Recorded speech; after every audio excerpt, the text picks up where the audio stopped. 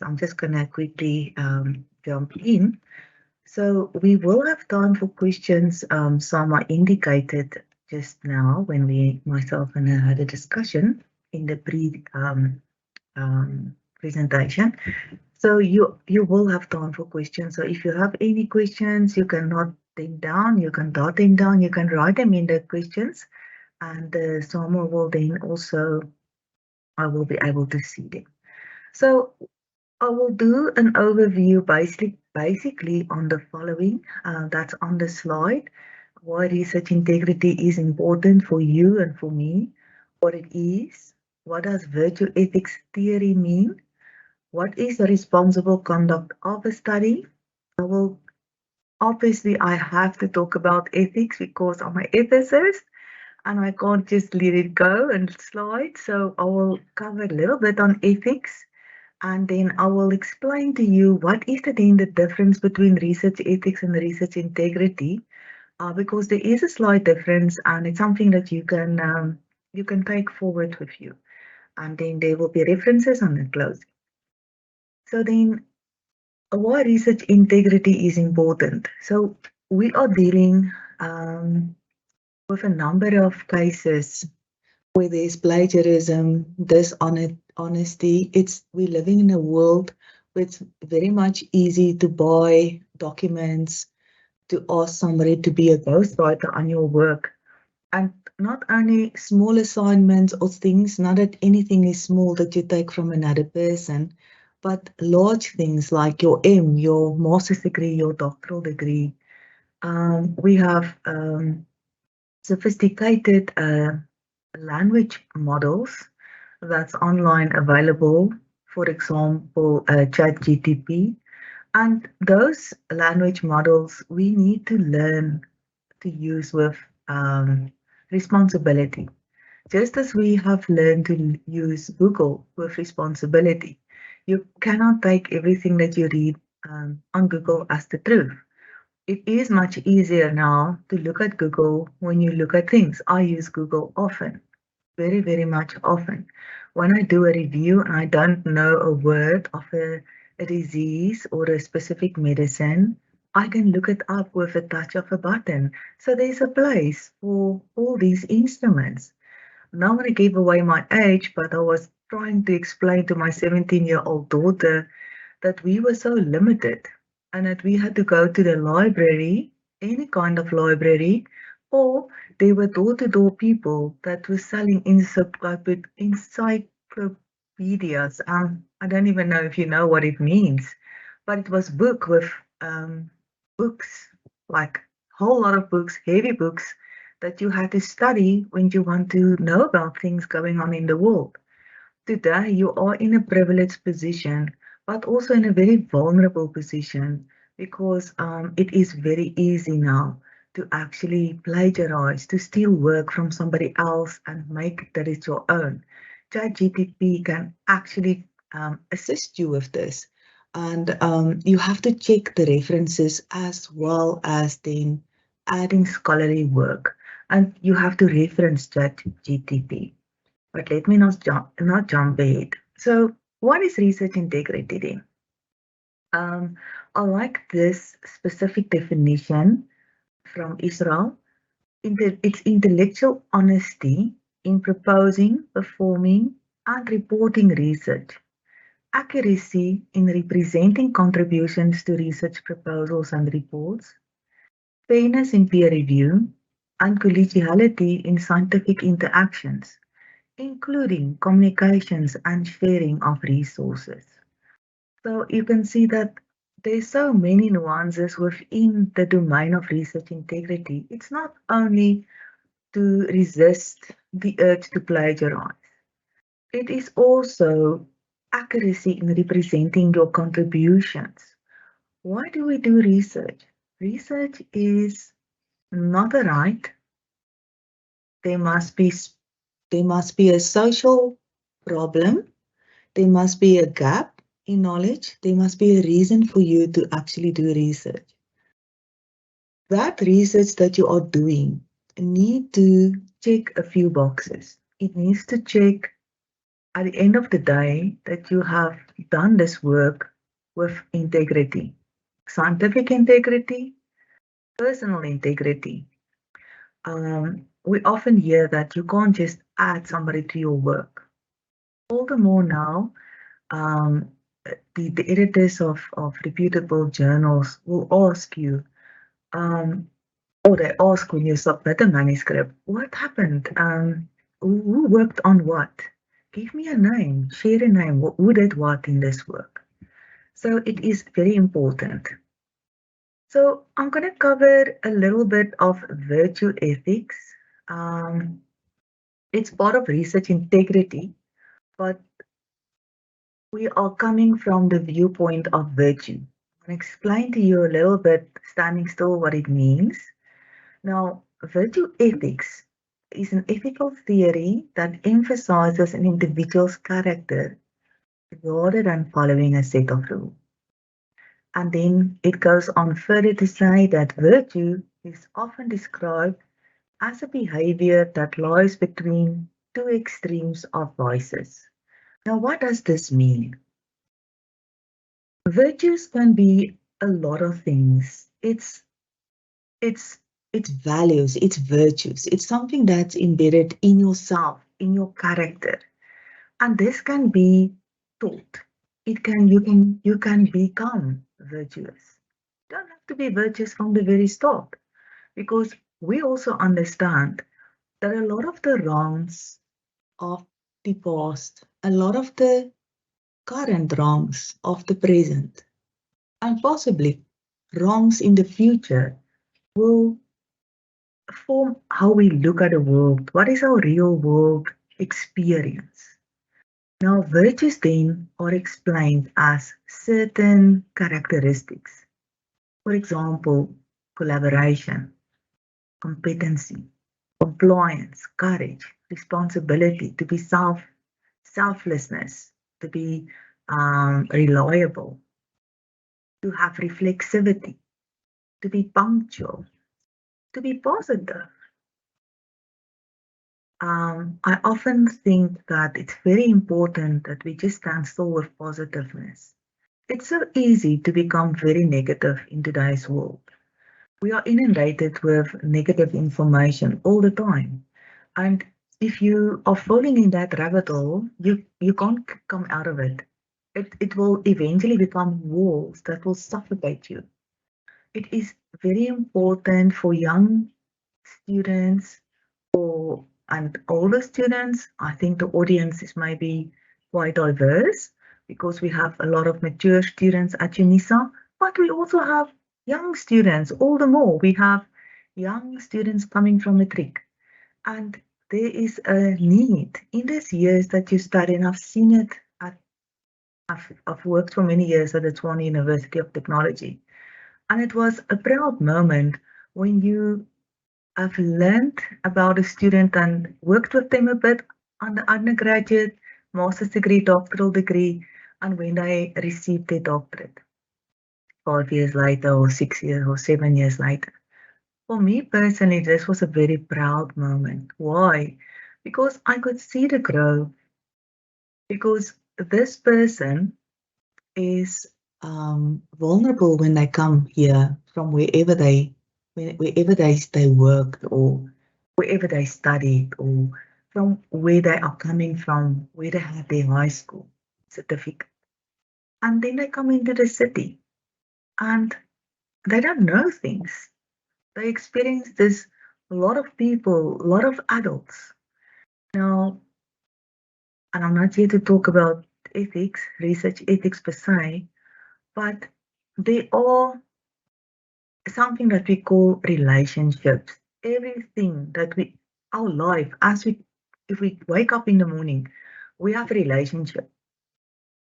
A relationship is not meaning only between partners, it means you are in a relationship with yourself, with another person, with your colleague, with your parent, with your partner, with your friend, with your colleagues. And it's important that you as a human being um, grow your specific virtues. because virtues is what's going to get you to the future, and that is what will make you a person that you can rely on. A person that's positive, looking at the positive side, not dwelling in negativity. So, what is a responsible conduct of study then? Oftentimes we want to ask, okay, so what's responsible conduct of research? We call it RCR. It comes from the very beginning. It comes from when you develop your proposal. It comes from when you study a research problem. For those of you who have studied research methodology at UNISA, I did, you know that you have to identify, you have to keep a diary and identify a real problem in your real world experience, either at work or in your house or in your community. So, because why do we do research? Research is coming from funding, from grants, from the taxpayer. So you need to consider, we need to consider a wide variety of things. It's not only you and your prof or your doctor or your supervisor, it's you and accountability. So you need to determine what is the social value of research. There it comes in already with your research problem. Then you need to identify who am I going to select to be part of my study. Here it's important to consider the population. Who will actually be asked to be part of this study to meet my objectives? And here is thing that you need to consider. PUPIA, it's the Protection of Personal Information Act. Very serious act. I like it a lot, but it is very strict, and it maybe it boxed our thoughts and our freedom in a bit. But there are reasons for this. You need to consider heuristic persons. That's not only people. Anybody with a name is a heuristic person. Like UNISA is a heuristic person. ESCOM is a heuristic person. The Department of Trade and Industry is a heuristic person. So whenever you consider your work, you need to consider heuristic persons. You need to consider informed consent, gatekeeping, prior informed consent. If you are doing indigenous-led work or work in the community and extracting indigenous knowledge, there's a whole set of rules. And most of all, you have to consider the risks and the benefits. And then you have to consider your methods. Consider your environment. Sometimes people are maybe hard sore because the ethics committee referred the application back and say, please reconsider the context and your locality of your research. Then you ask why? Because we have considered the safety, not only of the human participants, but also of you. So safeguarding the human participants is the work of the ethics committee, the only work of the ethics committee. And that's why they work with certain principles. But that principles are including a wide variety of things I'll show you now. Then you have to consider mutual agreements with co-researchers. For example, authorship, correct citations. Your work will be submitted to Turnitin. Turnitin is a program that looks at similarity. Not how many times you've plagiarized or did you plagiarize. It's a similarity index. It needs to be studied with your supervisor and not on your own. You need to interpret it. There's certain checks and balances that needs to be there. So please don't feel threatened when you get a document or a blue and a yellow one back. You have to read it in context.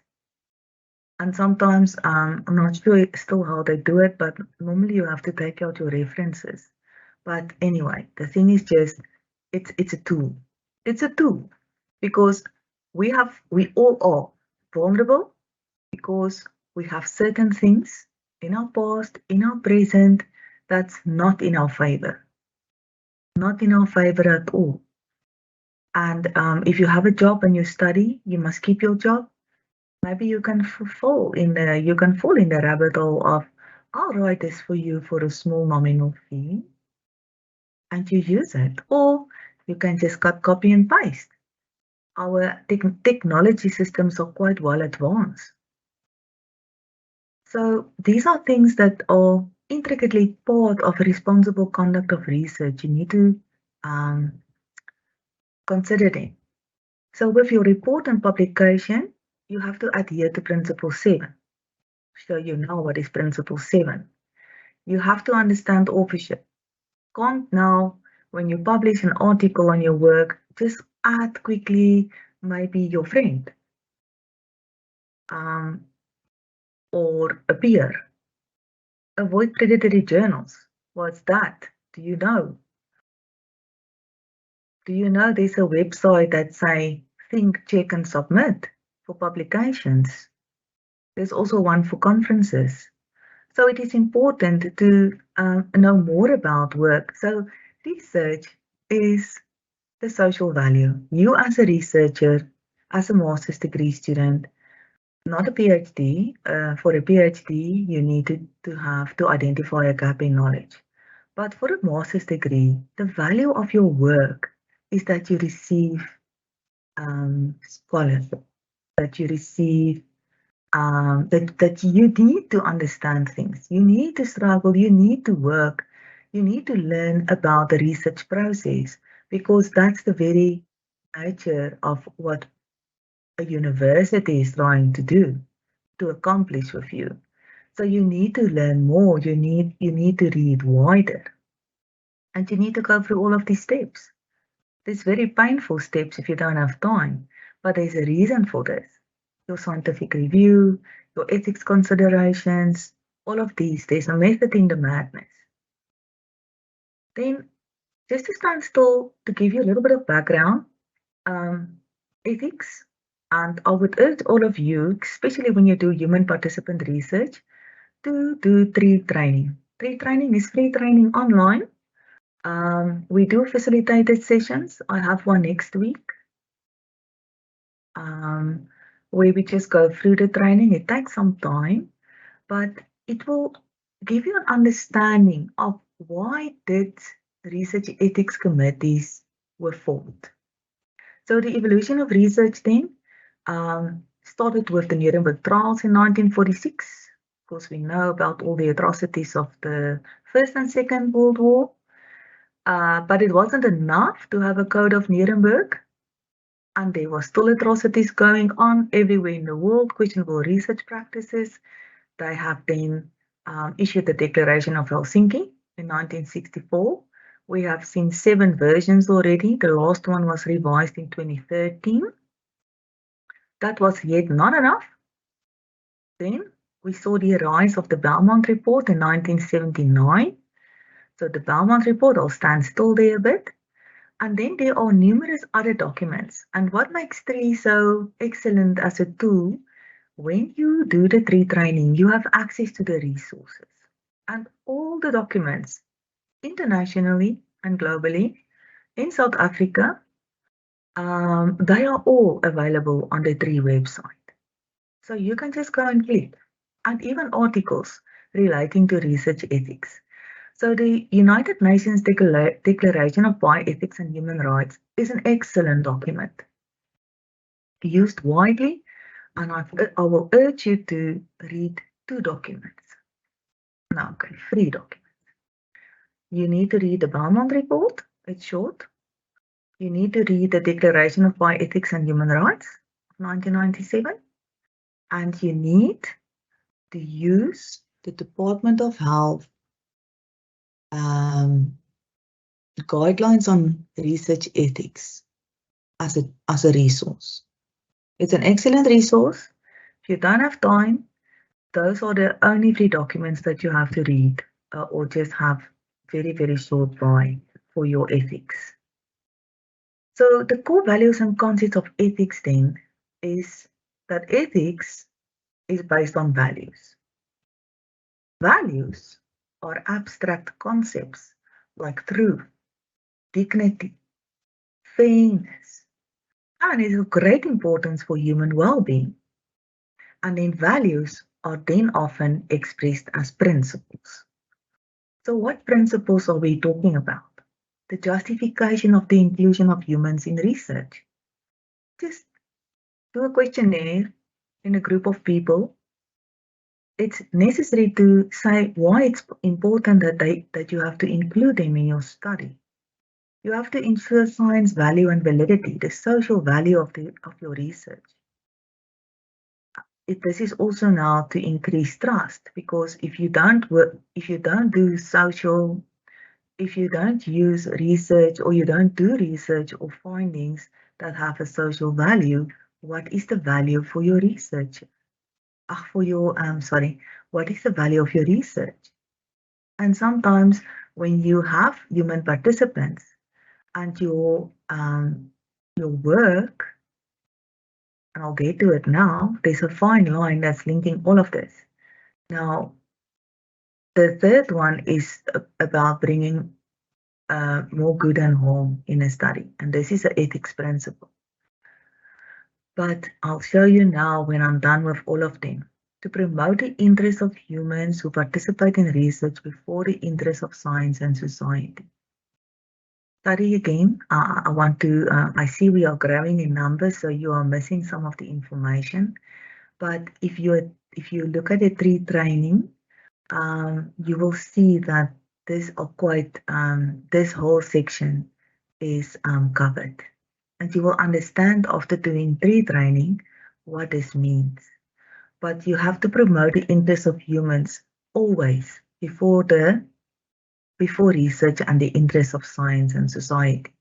Although your research needs to have a social value, your human participant is far more important than what science and society wants. There must be voluntary participation. You know about that. And you will read in the 3 module 1 that you need to have informed consent as a process. It's not just you filling in a piece of paper, you asking a person to participate. It's a process. And the more serious the work that you are doing, the bigger the work of this process. Because if you work in communities, you don't only need the human participant, you also need gatekeepers, tribal leader, the government. Can't just work on school children. You will have to have the local department of education's permission. But always the participant participating in the research, that voluntary participation take precedence over any other approval for your study. Then you have to distribute the risks and potential benefits of research fairly, to say that your specific objectives of your study must be aligned to the participants that you are selecting. This is things that the ethics committee look at. Then you need to show ongoing respect for person. If anything changes in the study, that you have to reconsent your participants, and then uphold transparency during the research process. It's the same. If anything changes, you need to inform the funders, your supervisor, and the above. So we are in South Africa using mostly at UNISA, our research ethics policy is guided by the Beaumont report and also the ethics and health research guidelines. Sorry, this is a very bad picture, but Samuel will send you the guidelines, the ethics health research guidelines. They are also available on the resources of tree training. When you register once, you can access that website every time and use it as a resource. So there are certain rules and documents that we call normative guidelines, and they are international and they are local, but every country has them. If no country really works in a vacuum. So we have SAPRA looking at clinical trials, and except for a clinical trial to be approved at SAPRA, it also needs to receive approval in the country where the work is going to be done. So the Declaration of Helsinki is a very important document that we use often, the Melbourne report we use, and then, like I say, if you don't have time to read any documents, please just read the Ethics in Health Research document, because certain of the standards is embedded in the document. Just going to touch on quickly on the Belmont report, autonomy, rights of the person. I have a free right to participate in your study. Beneficence means there must be a positive contribution towards the welfare of people. Non-maleficence means not to cause harm to participants or in particular people. And that includes, remember what I said in the beginning, if you have a name, you have a right to not to be harmed. And it's not only a person, it's also companies, churches, anything that has a name has a right to privacy. Then the justice principle, here we look at benefits of the benefits of the study and of the risk of the research, so that it is fairly distributed among people. So what is then, what is autonomy then? Autonomy is just to say that I obtained voluntary and informed consent. I said in the beginning, it's a process. So there's 4 pillars that you need for informed consent. It must be informative. You must know what a reasonable person in the same situation would want to know. How will this affect my work, my health? What time do I have to take to participate in your research? Then you have to grant enough time for this person to go back to his family or her family and discuss the involvement of this research, especially when it's health related. Because what you take in as a person can affect your family, like your husband or your wife. So if you participate in a clinical trial, for example, and you are a man, it can also affect your wife. If you're a woman, it can affect your baby. So that's the extreme line of involvement. But consent is needed from an individual. And also, that's why we have an informed consent template, that there are certain things that you need to explain what your research will do. How will you protect the confidential? How will you protect the specific person confidentiality? And also in the informed consent, it will inform the participant that they have the right to withdraw without penalty. Beneficence and non-maleficence is just that you have always to consider the ethical conviction of this is that you have to do unto others as you would have them do unto you. So this is very individual. So some of the conditions flowing forth from this that ethics committees look at is that they have to ensure the credibility of science. Is there social and scientific value in the research? Is there scientific validity? Science is important. Science of your work is important. And do the researcher and the supervisor have the qualifications and the competence to finalize this research and have the skills to do it correctly?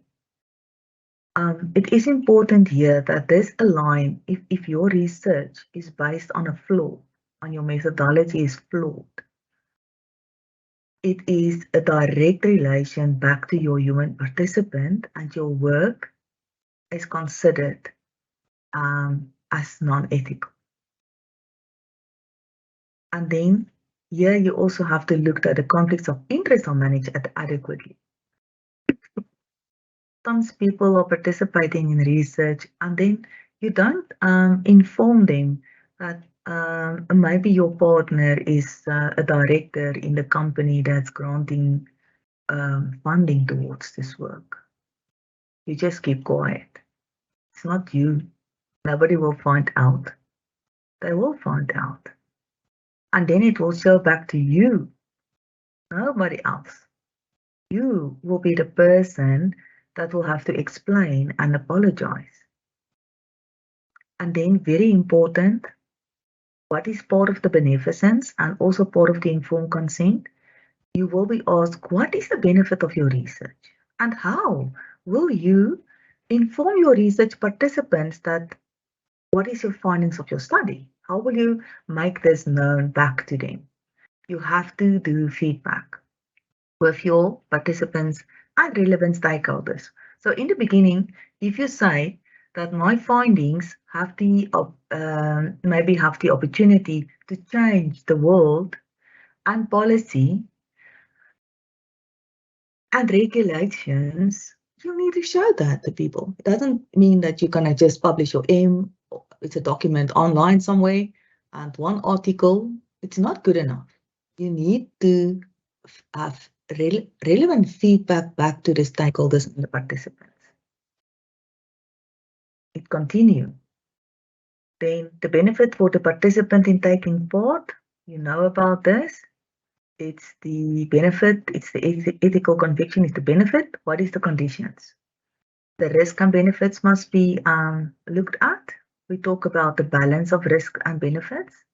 There must be procedures to respect the privacy, ensure confidentiality, maximize the benefit, minimize the risk. And sometimes in proposals we get, there's no risk in my study.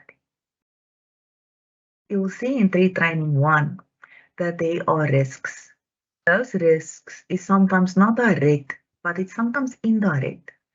If you ask me to participate in a focus area and it will only take an hour of an hour, that's an hour of my time, which is an inconvenience, which can cause that I will be in trouble with my employer. Did you consider people, we oftentimes consider people as not important enough. The rights of the society come before people. That's not true. In your research, you need to be sensitive for this. Your study design must be in such a way that the risks are minimized, and you need to call them, even if they're implied, and the potential benefits are maximized. There's always benefits. So if anything else, you can say, okay, by participating in my study, you will increase knowledge in this area, which will increase knowledge and will be feedback back to the stakeholder will be the benefit of study, being in the study. And a lot of people are participating in research because they want to help the society, or maybe something bad happened to them, or somebody has died because of a disease, and then we call that an altruistic reason to partake in the study. So if a research then is of a sensitive nature, you as a researcher must preempt this. And you have to say, but I have the following systems in place. There's a nurse on the premises. I will have if it's a psychological study and you can evoke emotions, you have to be able to have somebody that can debrief the participants. And this is important. So the whole study that you are doing are looked at, and you must look at it first. That's why you need to know about these things. Then the justice principle. What is the justice principle? You have to measure the benefits and burdens accruing to participants as a whole, for them, for the community where they are in, and for society. And there must be reasonable and non-discriminatory treatment of participants and fairness of procedures. So we sometimes also talk about procedural justice. The conditions following from this principle is meaning you don't just use vulnerable subjects for convenience. Who's vulnerable subjects? Do you know? Vulnerable subjects are you. If you are in a relationship, at the start of this session, I said everybody of us is in a relationship, even if it's just with yourself. And I've seen something on campus that's still there from the last graduation.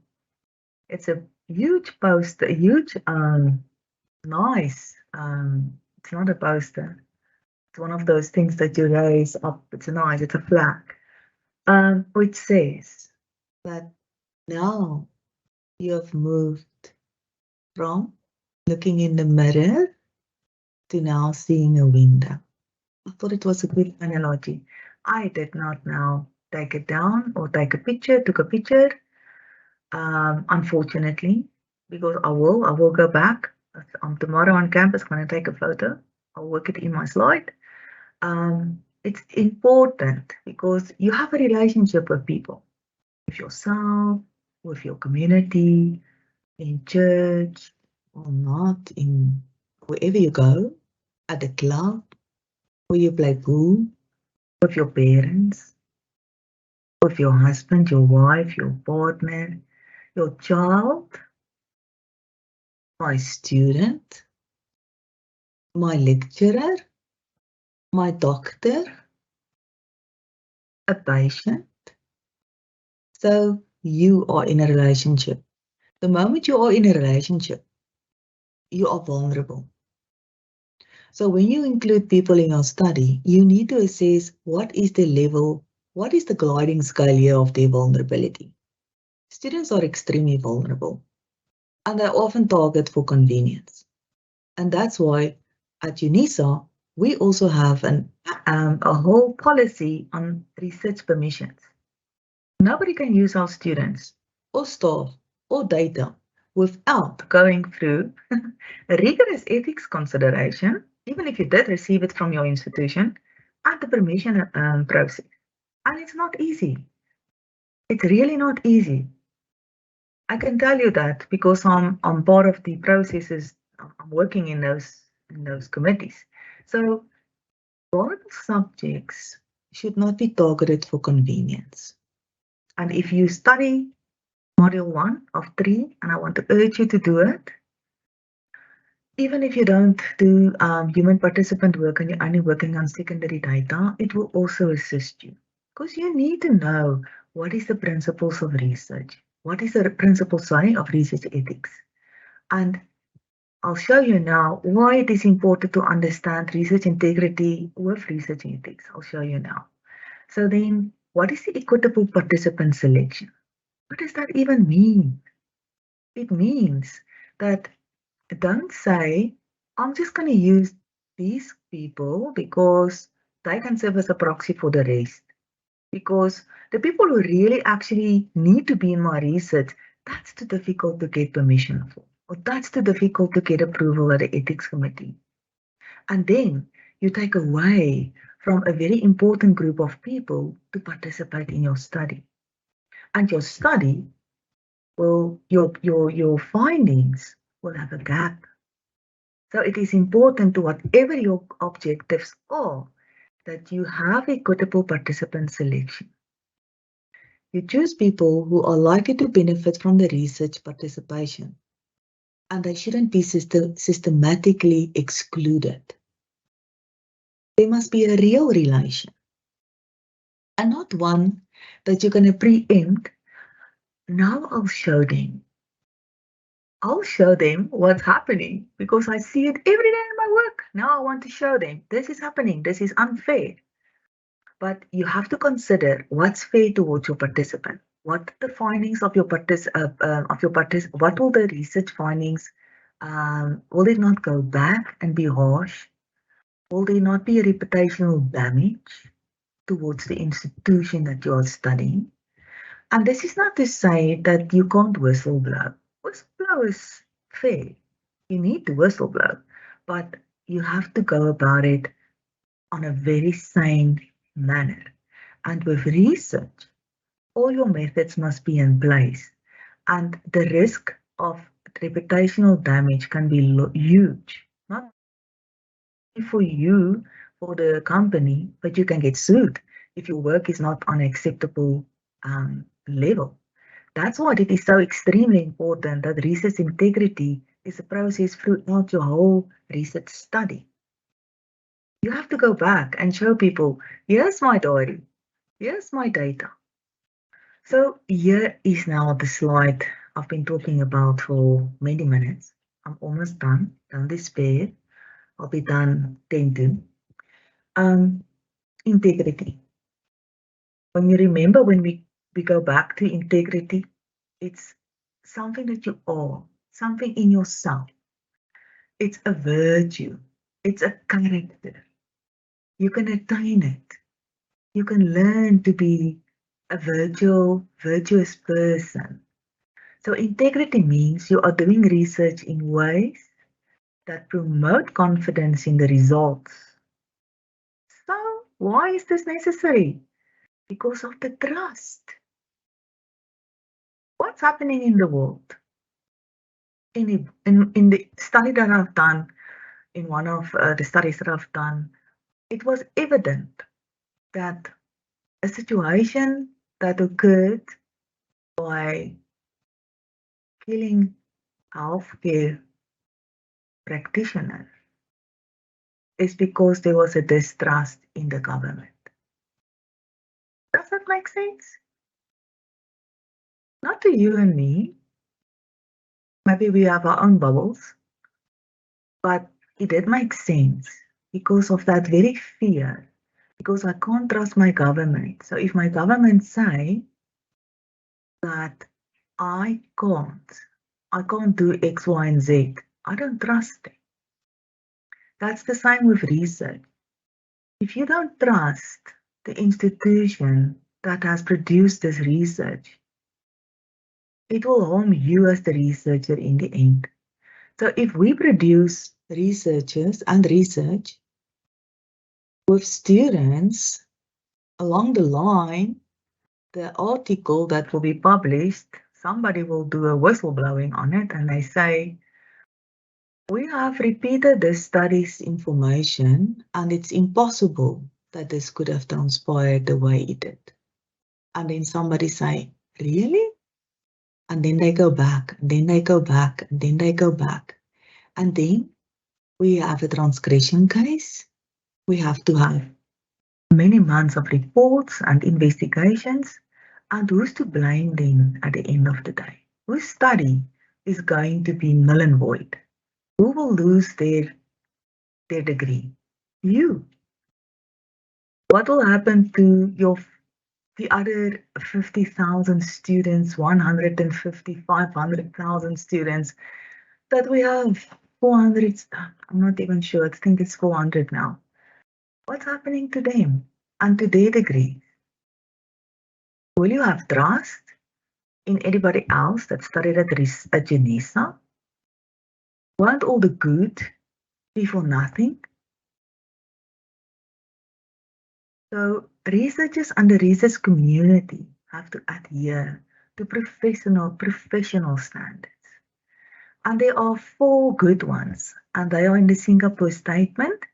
They are honesty in all aspects of research, accountability in the conduct of research, professional courtesy and fairness in working with others, and good stewardship of research on behalf of others. This is a global guide to responsible conduct of research. It's all about the value, a person's standards of behavior. It's about virtue, character traits or dispositions that express values that are judged desirable or admirable. Who doesn't want to be a virtuous researcher? Who doesn't want to care for the person in his team? Who doesn't want to be positive, patient? Now, the Singapore Statement was not a document alone enough to assist in this. So in South Africa, there was also a document published that's called the Joint Published Statement on Ethical Research and Publishing Practices. And Samu will also share this with you. She has this document because Samu is an ambassador for research integrity. So Samu, I want to tell you that next year you have to do this specific session because you can, because you are one of our ambassadors at UNISA. So Samu will share this document with you. And then on the ethics side, so you can see integrity as the umbrella, and ethics is all those principles intrigued in this whole proposal of yours. So do your research with a firm conviction not to harm anyone. Respect for others. You have to do good, do no harm, be fair and just. You can study the Belmont report, and then, like I've said, the DOH 2015 guidelines, Emmanuel Ezekiel 8 principles is embedded in there. And that article is a very good article to read as well. So the statement on ethical research and scholarly publishing practices, I told you I'll show you what is Principle 7. You have to adhere to Principle 7, and I will also share the slides with you. Principle 7 says, researchers and institutions must be sensitive to the potential impact of their research on society, marginal groups or individuals, and must consider these when weighing the benefits of the research against any harmful effects, with a view to minimize or avoiding the latter where possible. So you can, by your study, employ a reputation of a society, of a community, of an ethnic group, of what is gender? A gender group, yeah, sorry, the male and female or other, or LGBTQ and other, plus societies, by not considering very carefully when you start developing your proposal and your objectives, that you don't consider your participants. So that's why I say, in the end, all these things are working together. So here's some references which I've told you that you will receive, except the UNISA policy on research ethics, that is available to you. I urge you and I gave you the link to go and do 3 module 1, and then you can go and study the virtues at the Embassy of Science. And then, of course, very good news for those that are PhDs. We have secured the EpiGM course for the next 3 years, and you will have access to a very excellent research integrity course for about 4 modules, but you can do even 8. So it will depend on your work, but I will leave it to Prof. Mabata and Samu and Prof. Ngulubi to handle this. And then a personal favorite of mine is Maya Angelou. I love her and her quotes. And I have 1 book of her and I'm going to buy more. She said, do the best you can until you know better. And then when you know better, you do better. Thanks, Samu.